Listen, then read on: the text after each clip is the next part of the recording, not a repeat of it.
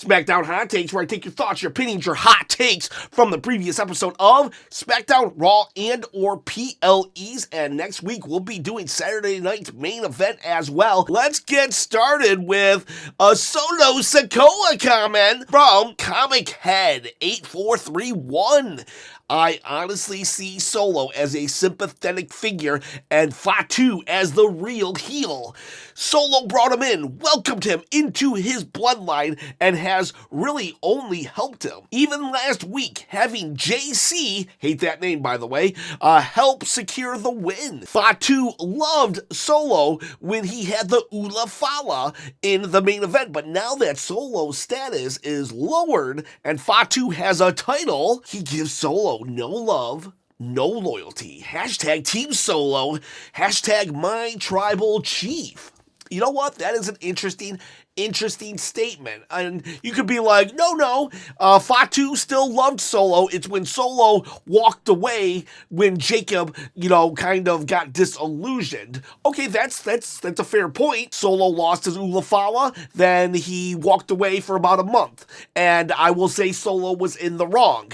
But does that mean you write off someone completely because they were depressed? Because they lost one of the most important nights of their lives and then they went away for a month? Solo could have, picked up the phone and called Jacob, but was it enough reason to really just fully disrespect the guy who believed in you when no one else did? Jacob Fatu, who they have said many, many times was a man in prison, a man who was outcasted by the entire bloodline. Jey Uso literally saying, dude, why did you bring this guy in?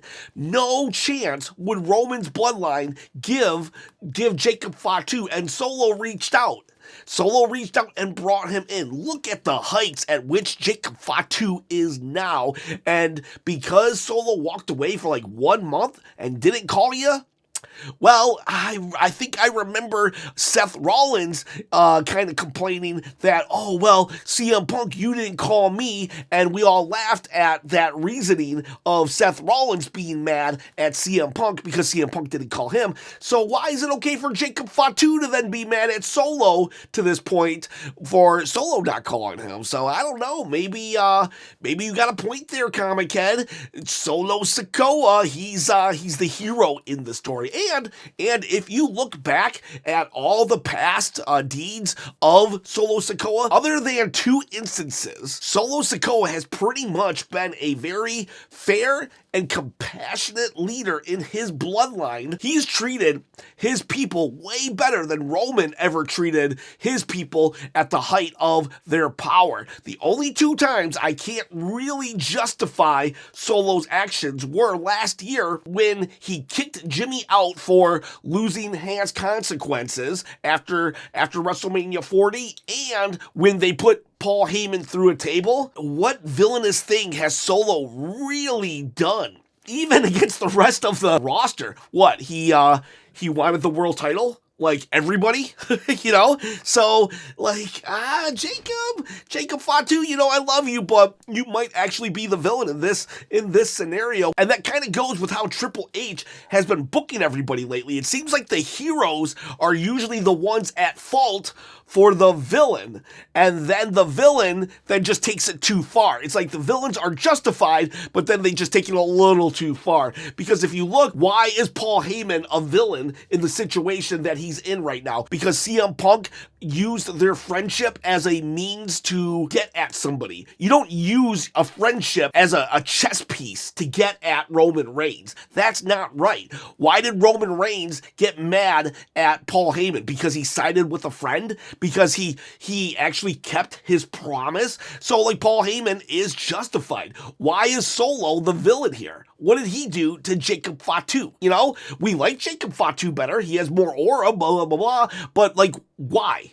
Why is Solo the villain in the Jacob Solo situation? Because he left for a month and didn't call you? I don't know, Jacob. You won the US title and good for you, but don't forget who brought you to the dance. And I won't forget who brought me to the dance, and that's you, beautiful people out there.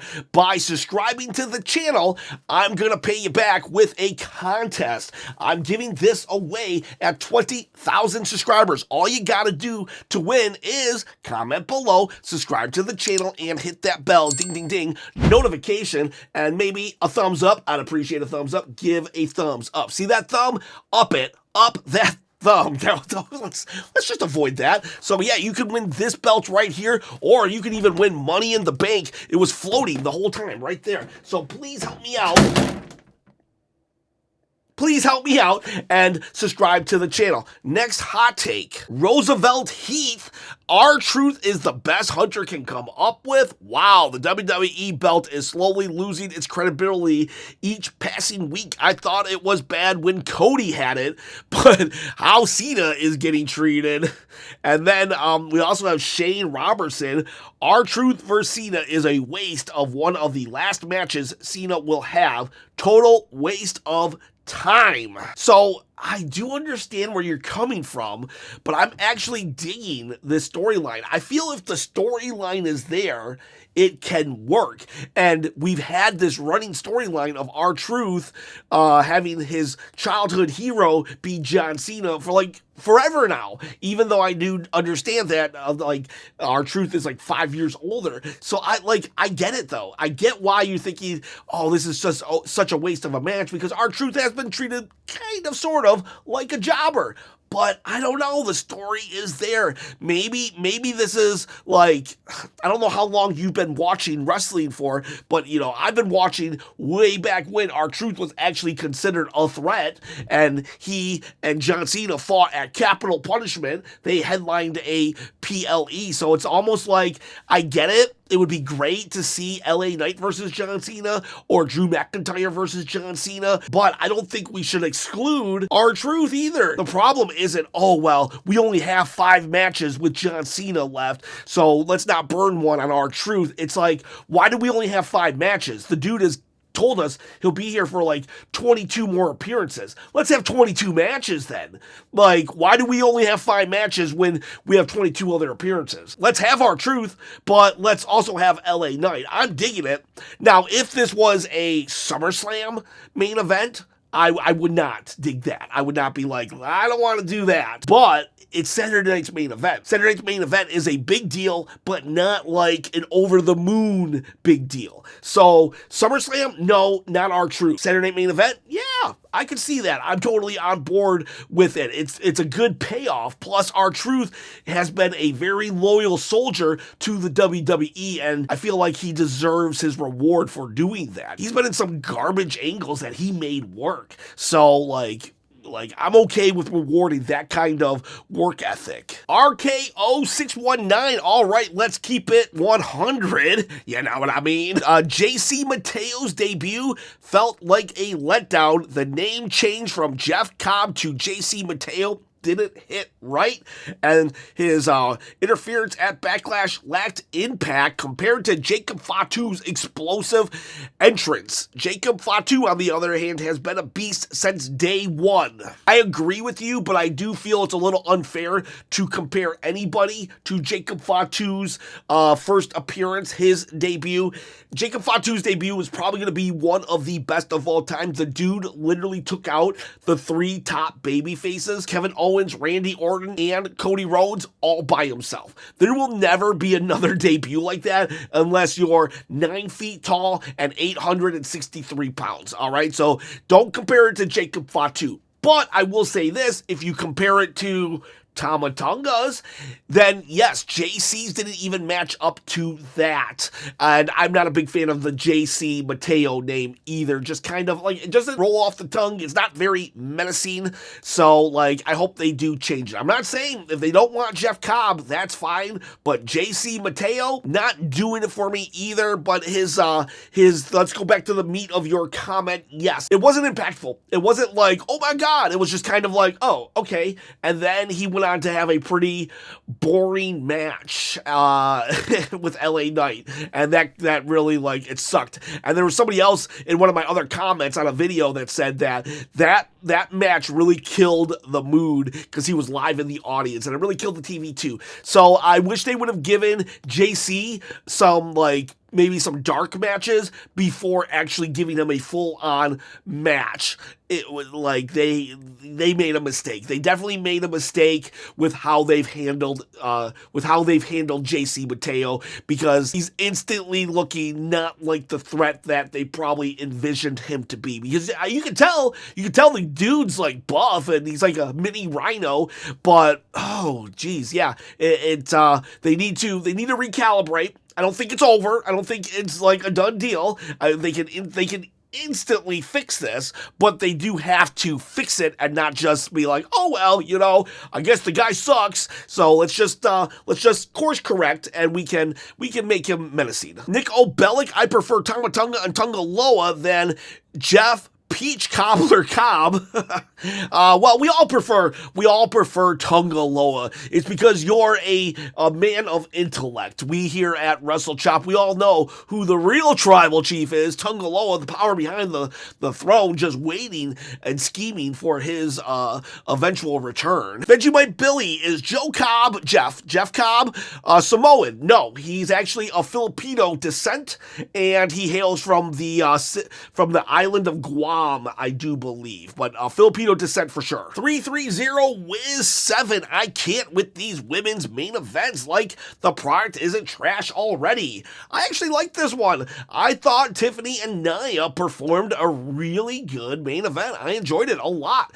I went in like being like, oh god, here we go again. Not Tiffany, not Nia. I was kind of over the feud, but they had one last banger, and I think it put a nice little bow on their feud together. Now if they have another one, then yes, I'm like, even how good this was, it's like time to fully move on from Nia Jax. But this match right here, loved it. Now Monday Night Raw had a women's main event too that I didn't like. There was no, like, it just it kind of fell flat for me. Even though the wrestling was fine, I just didn't really connect, probably because they had two NXT characters that they haven't really built up on the main roster. But here we had just two main roster people, so maybe that's why for me. But overall, I thought it was a very good match on SmackDown as a main event, even though at first I was like, but eventually it won me over. Tiz Mickey, Joe Tessitore was killing me tonight. He really was trying his hardest to convince us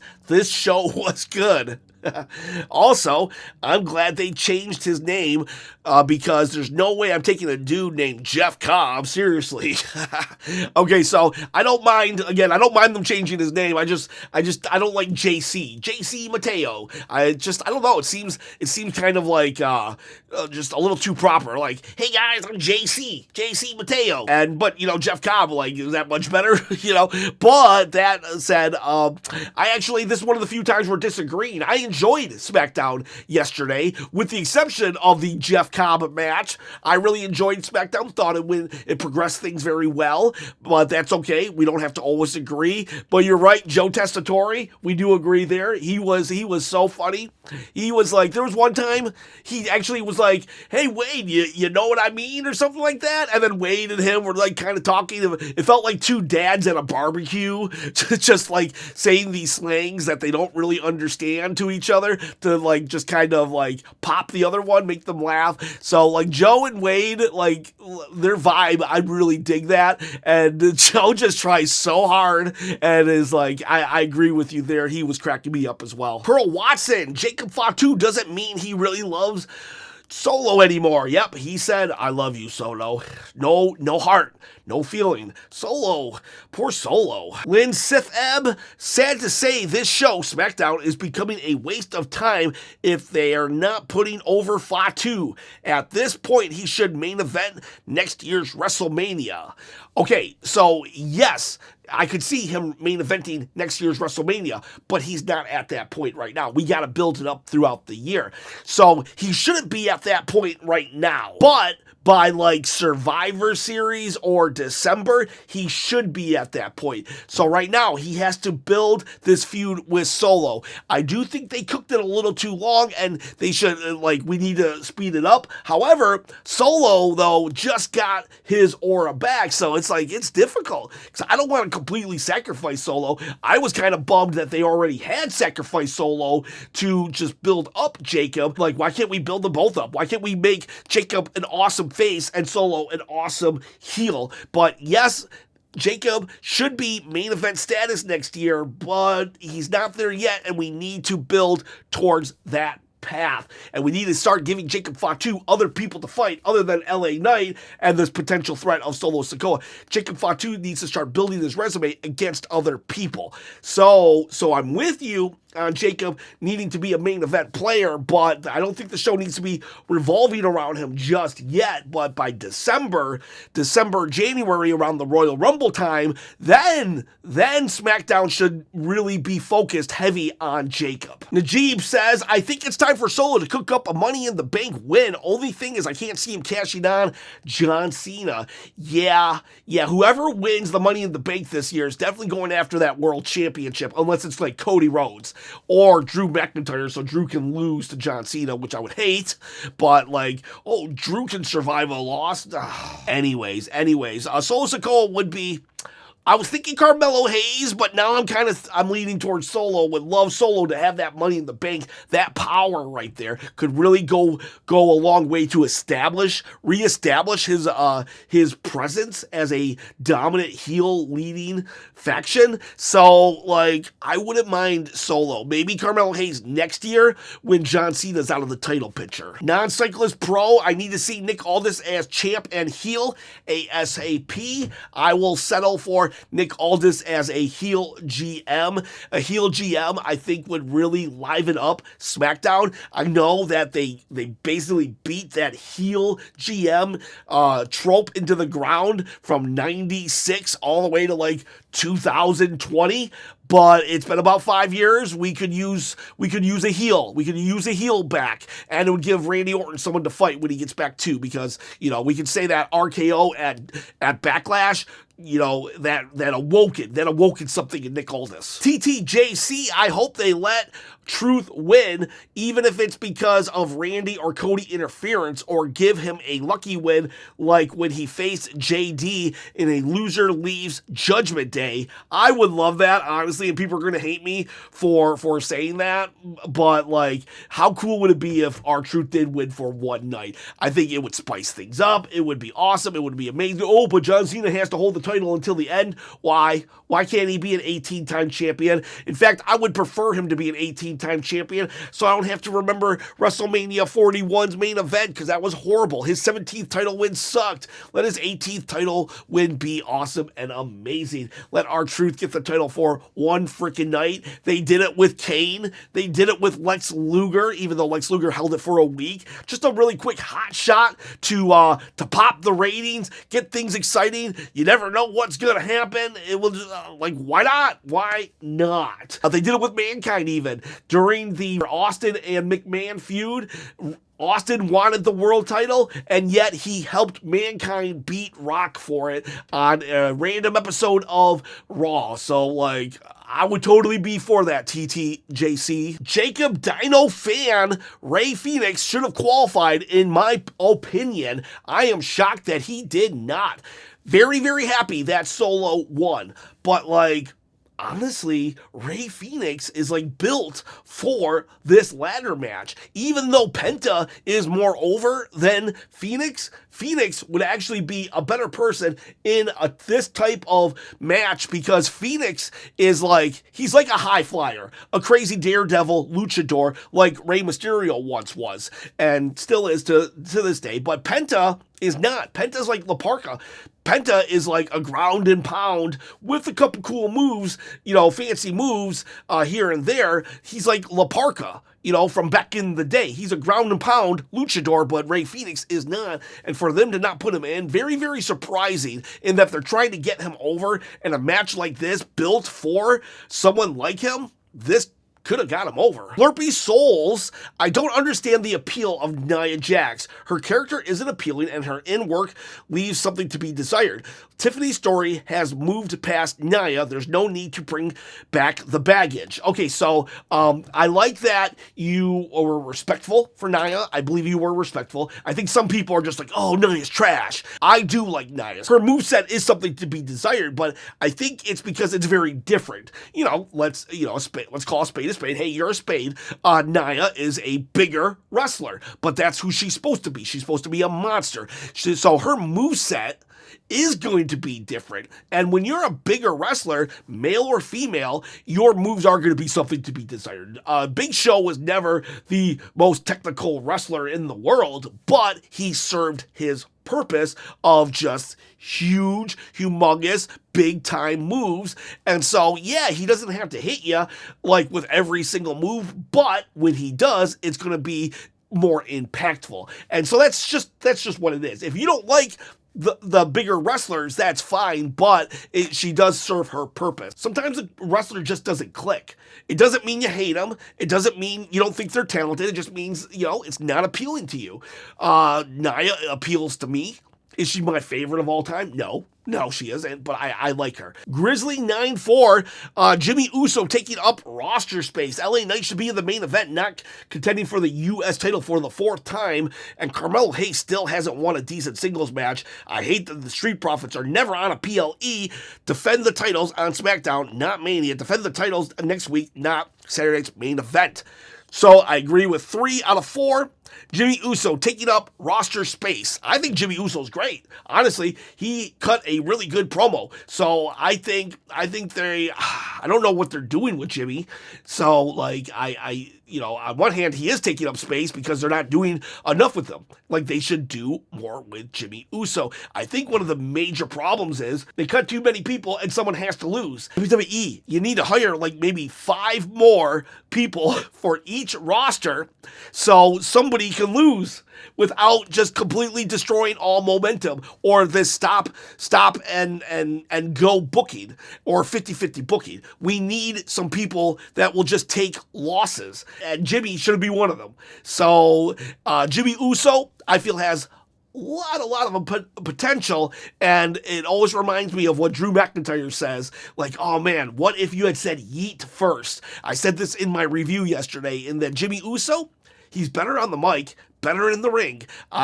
Jay has a better connection, and what if Jimmy could have got that? LA Knight should be in the main event picture. 100%. He should not be like, he's in a vortex. Damian Priest said, I'm in the Drew McIntyre vortex. No, LA Knight's in a Bloodline vortex. And it's crazy because Solo and Jacob, they're on the upswing, and LA Knight seems to be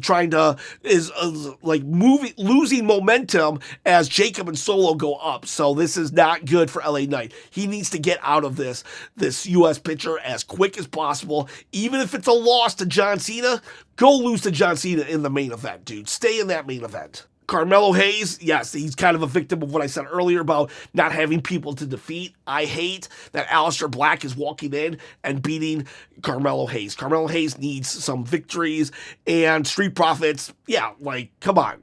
Let's have them be on a big event. Why does it have to be SmackDown? I'm glad we're having a SmackDown, good matches on SmackDown, but let's throw the Street Profits a bone. I think they deserve to be on a big payday event like Saturday night's main event. Rafael Adair, the Money in the Bank triple threat qualifier, was good, but I was not happy about Solo qualifying.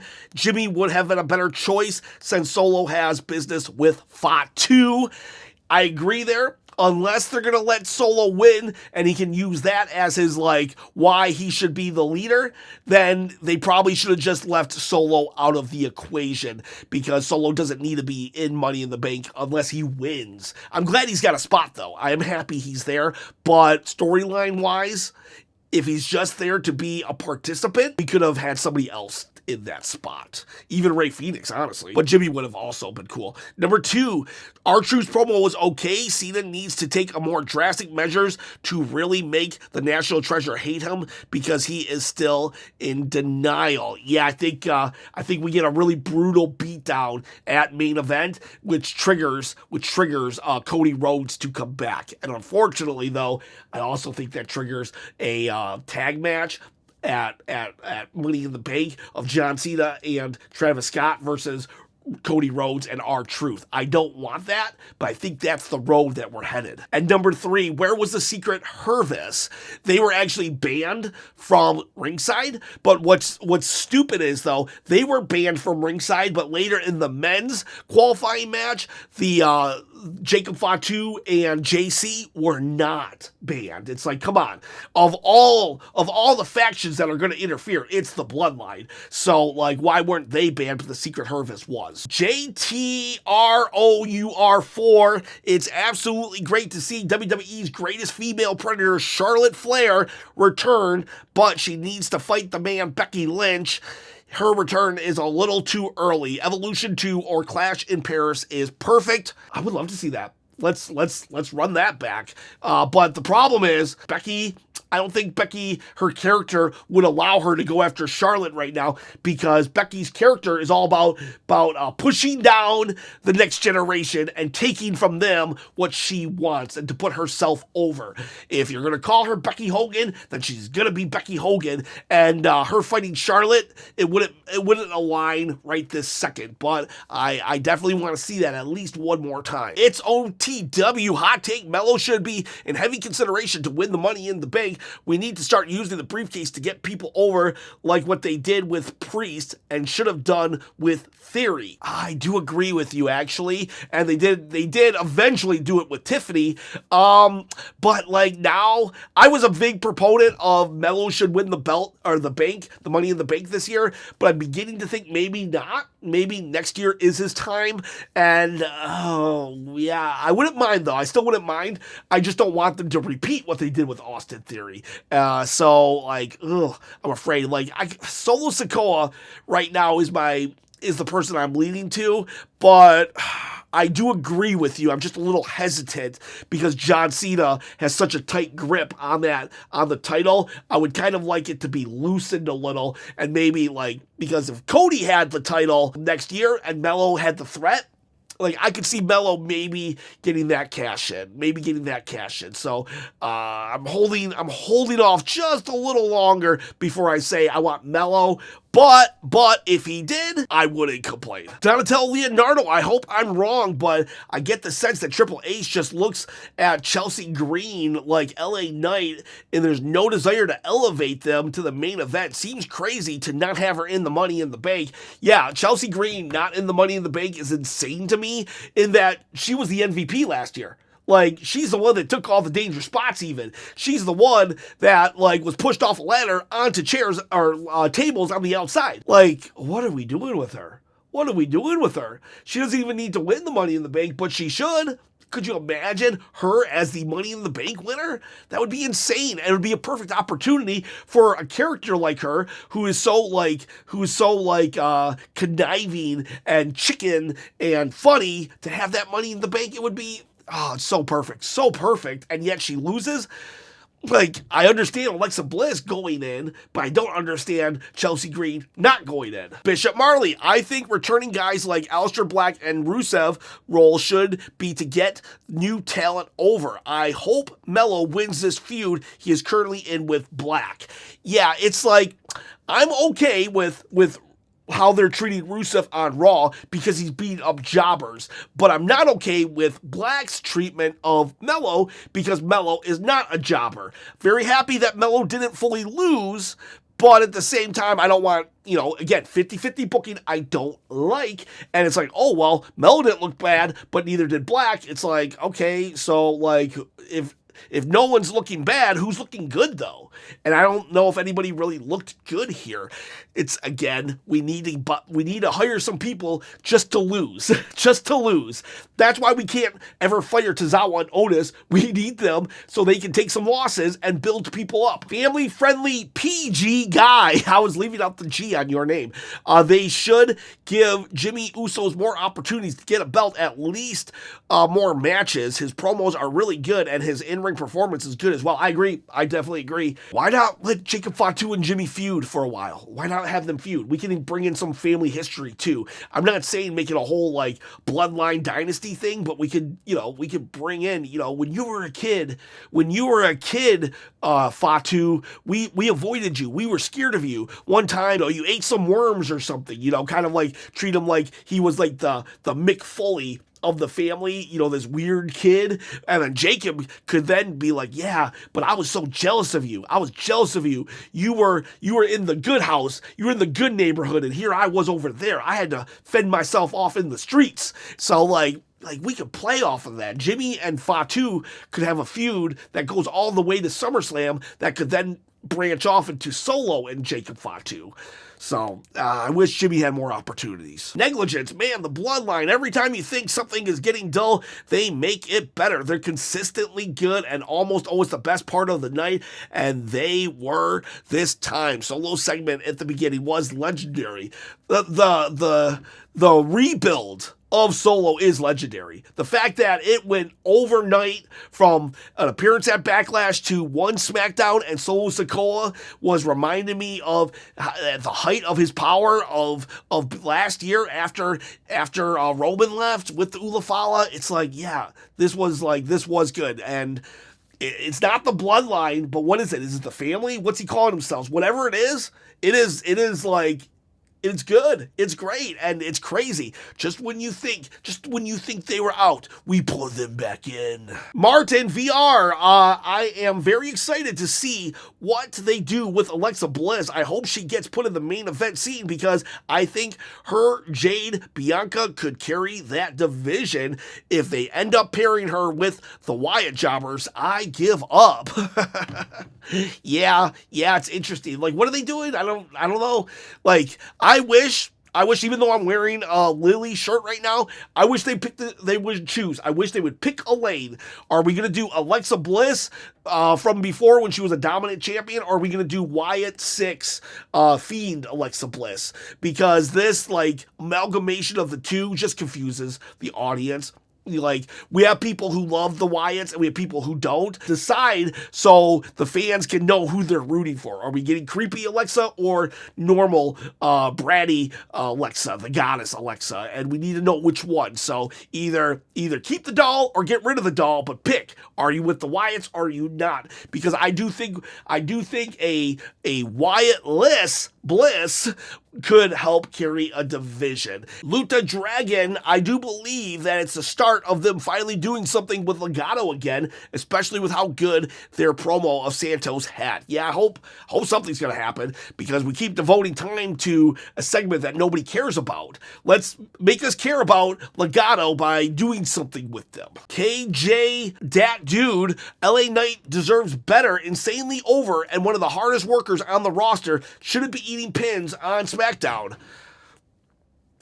When you're lying, I'll stop you, so keep going, because yes, he does deserve better. He deserves to be in the main event. He's over. He's been over for years now. Literally years now. And it's like, he's still fighting for the U.S. title? He wins, he loses, he wins. Come on.